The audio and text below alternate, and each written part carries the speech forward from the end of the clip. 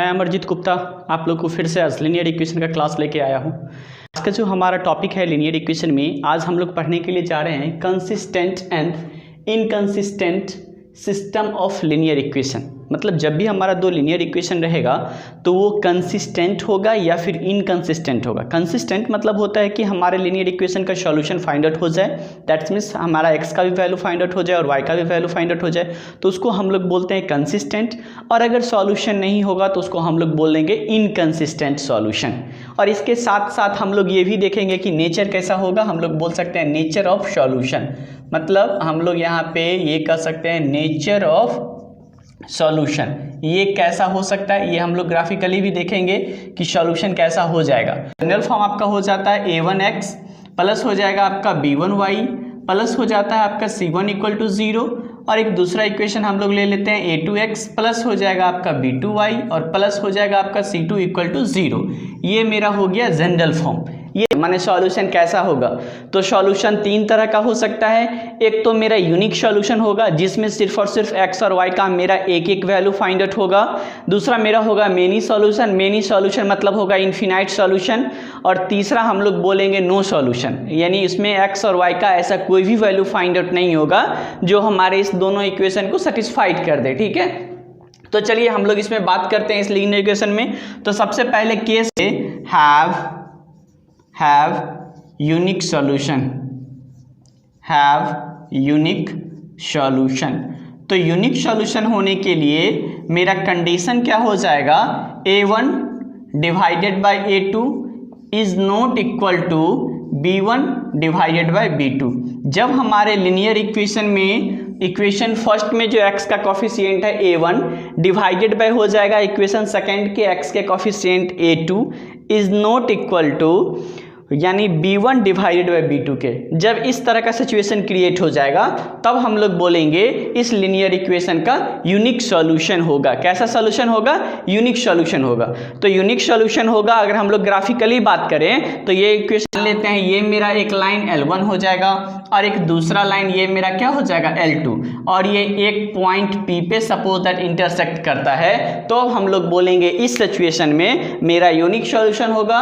और unique solution के लिए मेरा जो कंडीशन होगा वो होगा a1 divided by a2 is not equal to b1 divided by b2। ये मेरा हो जाएगा यूनिक सॉल्यूशन के लिए।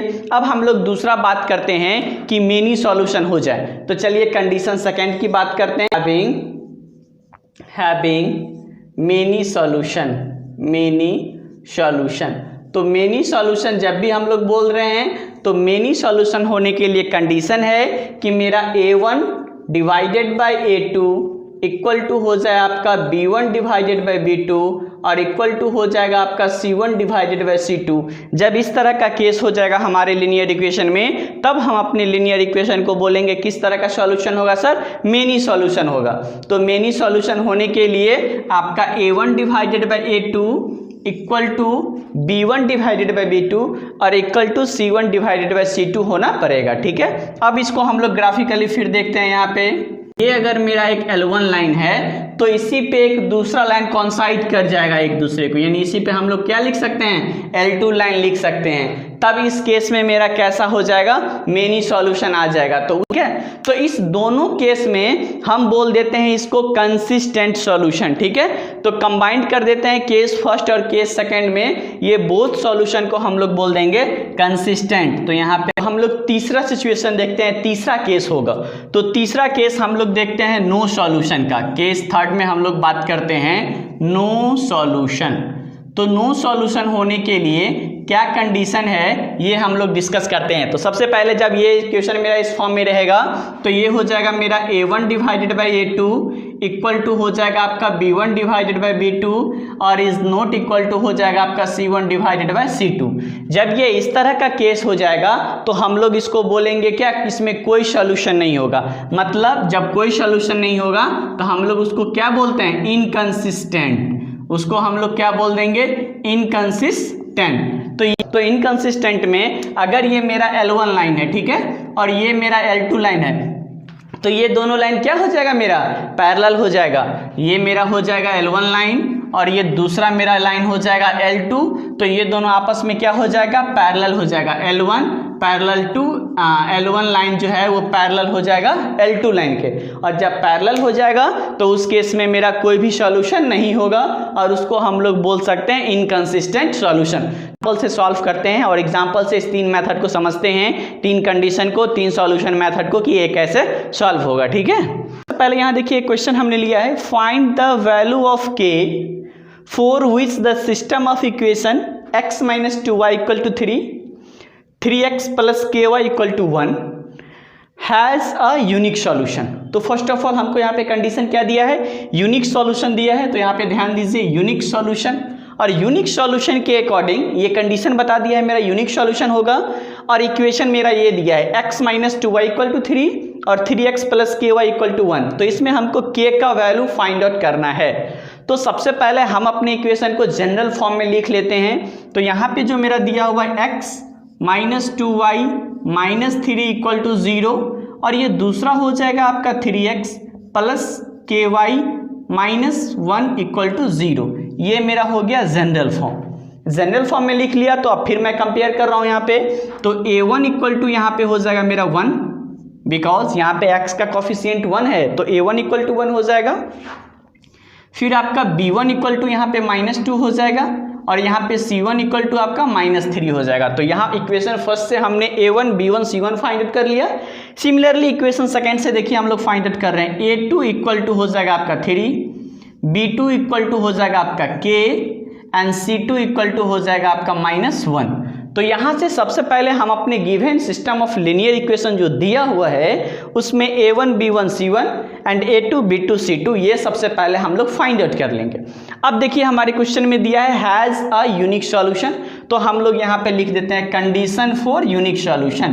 देखिए ये हम लिख दे रहे हैं यहाँ पे कंडीशन फॉर यूनिक सॉल्यूशन, मतलब यूनिक सॉल्यूशन होने के लिए मेरा क्या कंडीशन होना चाहिए। देखिए ये मैं बता रहा हूँ। तो यूनिक सॉल्यूशन के लिए हो जाना चाहिए मेरा a1 / a2 is not equal to b1 / b2, मतलब मेरा a1 / a2 जो है वो b1 / b2 के बराबर नहीं होना चाहिए। तो नहीं होना चाहिए, तो देखिए यहाँ से लिखिए a1 = क्या है 1, तो यहाँ पे पुट कर देते हैं 1 डिवाइडेड बाई, अब a2 = मेरा यहाँ पे क्या है 3, तो यहाँ लिख दीजिए 3, और यहाँ हम लोग लिखते हैं is not equal to b1 मेरा क्या है -2, तो यहाँ लिख दीजिए -2, और b2 मेरा यहाँ पे क्या है k, तो यहाँ पे दे दीजिए k।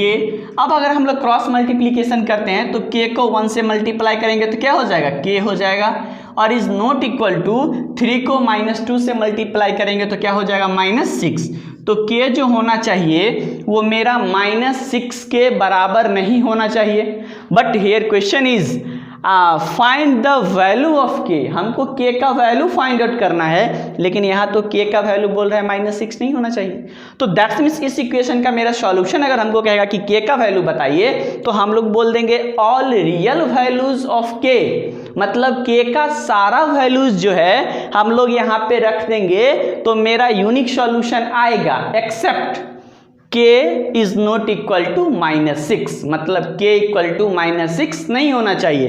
तो अगर k का वैल्यू इसमें पूछ रहा है तो हम लोग यहाँ पे लिखेंगे, मतलब k का वो सारा जो है रियल वैल्यू वो होगा सॉल्यूशन, बट k बराबर -6 नहीं होना चाहिए। देखिए तो अब हम लोग क्या करते हैं, एक नेक्स्ट क्वेश्चन देखते हैं जिसमें हम लोग कॉन्सेप्ट समझेंगे इन्फिनाइट मेनी सॉल्यूशन, मतलब इन्फिनाइट मेनी सॉल्यूशन होने के लिए क्या कंडीशन है। ऑलरेडी हम लोग डिस्कस भी कर चुके हैं इन्फिनाइट मेनी सॉल्यूशन के लिए।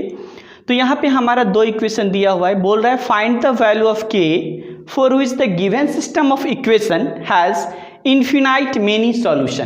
कंडीशन आपको कह रहा है infinite many solution, and your equation is kx + 3y = k - 3 and 12x + ky = k।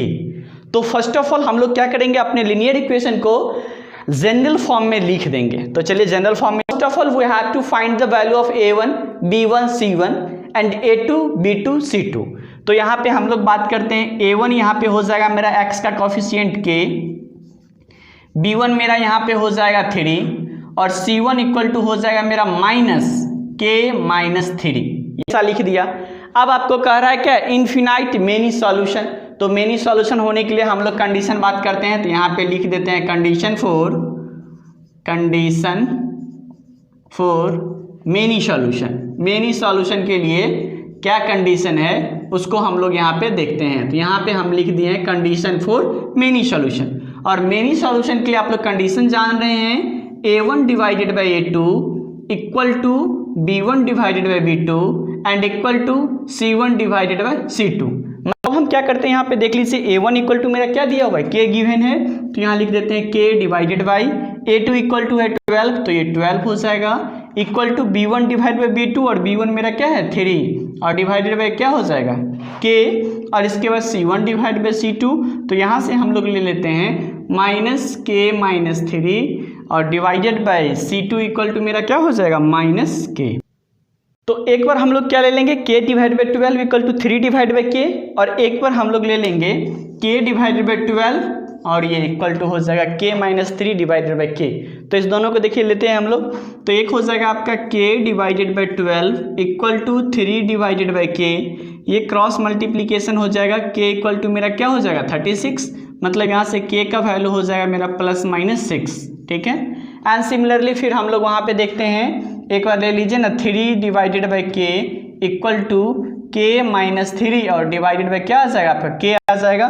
यहाँ भी हम लोग क्या करते हैं K ये कैंसिल हो जाएगा, यानी 3 equal to 3 minus K minus 3, तो K का वैल्यू हो जाएगा मेरा क्या चीज़ 6। तो यहाँ से देख रहे हैं K इक्वल टू 6, यहाँ से भी 6, तो मतलब K इक्वल टू जो हो जाएगा मेरा 6 आंसर हो जाएगा।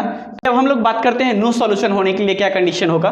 मैंने यहाँ पे एक इक्वेशन लिया है kx plus 3y equal to k minus 2, और दूसरा इक्वेशन है आपका 12x plus ky equal to k has no solution.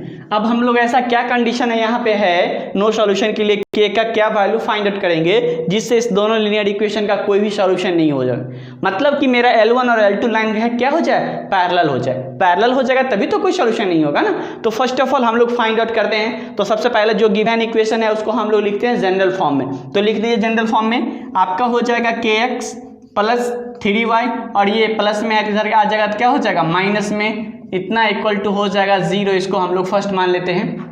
दूसरा फिर देखिए ये हो जाएगा 12x प्लस ky और माइनस वो प्लस में इधर आ जाएगा माइनस इक्वल टू 0, ये हो जाएगा मेरा सेकंड। तो अब जनरल फॉर्म में आ गया, तो सबसे पहले हम लोग क्या कर देते हैं A1 A2 आप B1 B2 and C1 C2 लिख देते हैं। तो ये हो जाएगा मेरा A1 इक्वल टू हो जाएगा आपका K, B1 इक्वल टू हो जाएगा 3 एंड C1 इक्वल टू हो जाएगा माइनस और K माइनस 2 इंटू में, और इसके बाद सिमिलरली यहाँ से A2 आपका हो जाएगा 12, B2 इक्वल टू हो जाएगा K and C2 equal to हो जाएगा आपका माइनस K। अब हमने यहाँ पे क्या बोला है नो सॉल्यूशन, तो यहाँ पे लिख दीजिए कंडीशन फॉर नो सॉल्यूशन, ये हो जाएगा आपका कंडीशन फॉर नो सॉल्यूशन, मतलब नो सॉल्यूशन होने के लिए क्या कंडीशन है इस पे हम लोग बात करते हैं। तो नो सॉल्यूशन होने के लिए A1 divided by A2 equal to होता है B1 divided by B2 is not equal to होता है C1 डिवाइडेड बाई C2, यानी दैट्स मीन्स मेरा लाइन जो है वो पैरेलल हो जाए, और जब पैरेलल हो जाएगा तो कोई सॉल्यूशन नहीं होगा। तो चलिए यहाँ पे हम लोग इस सब वैल्यू को यहाँ पे पुट करते हैं हम अपने कंडीशन पे। तो A1 मेरा क्या है K, तो K हो जाएगा एंड डिवाइडेड बाई A2 मेरा क्या है 12 इक्वल टू B1 मेरा क्या है 3 एंड डिवाइडेड बाई B2 मेरा क्या है K and is not equal to C1 divide by C2, and C1 है मेरा minus K minus 2 and divided by ये हो जाएगा आपका मेरा माइनस K। ये खत्म हो गया। एक बार हम इस दोनों को लेते हैं सबसे पहले, तो इसको लीजिएगा तो ये हो जाएगा K स्क्वायर इक्वल टू 36, यानी दैट्स मीन्स K का वैल्यू जो आ जाएगा वो आपका प्लस माइनस 6 आ जाएगा यहाँ से, ठीक। अब दूसरा हम लोग देखते हैं, इस दोनों को इक्वल टू कर लेते हैं एक बार, तो ये हो जाएगा आपका 3 divided by K equal to हो जाएगा आपका K minus 2 and divided by क्या आ जाएगा K कैंसिल हो गया, इज नॉट इक्वल टू है, तो 3 equal to K minus 2 is not equal to K minus 2, मतलब K is not equal to हो जाएगा आपका 5, यही होगा ना, K is not equal to आपका हो जाएगा क्या चीज़ 5। लेकिन हमने यहाँ पे जो k equal two plus minus 6 रखा है, इसको हम सेटिस्फाइड करवाते हैं, सेटिस्फाइड होता है या फिर सेटिस्फाइड नहीं होता है। तो इसको सेटिस्फाइड यहाँ पे कर रहे हैं, तो k का वैल्यू क्या है, प्लस 6 रखते हैं। तो जब यहाँ पे प्लस 6 रखेंगे तो इज नॉट इक्वल टू 5, तो ये स्टेटमेंट ट्रू है, इसका मतलब k का वैल्यू 6 होना चाहिए। और k इक्वल टू -6 ये भी यहाँ पे पुट करते हैं, तो -6 इज नॉट इक्वल टू 5, तो ये भी स्टेटमेंट क्या है, ट्रू हो गया। तो इसका मतलब k का जो हमको वैल्यू हो जाएगा वो +-6 होगा। तो नो सॉल्यूशन होने के लिए ये मेरा लीनियर इक्वेशन है, पेयर ऑफ लीनियर इक्वेशन। और इसमें नो सॉल्यूशन होने के लिए हमारा k का वैल्यू क्या होना चाहिए, प्लस और -6 हो जाएगा, तब हमारा इस लीनियर इक्वेशन में x और y का कोई भी वैल्यू फाइंड आउट नहीं होगा। दैट्स मीन्स मेरा जो लाइन है वो पैरेलल हो जाएगा। ठीक है, आप लोग का ये लीनियर इक्वेशन खत्म हो गया ये चैप्टर। अब एक क्लास और हम लोग का बचा हुआ है, तब तक बच्चों आप लोग क्या कर दीजिए, इस चैनल को सब्सक्राइब कर दीजिए, शेयर कर दीजिए, लाइक कर दीजिए। थैंक यू बच्चों, थैंक यू।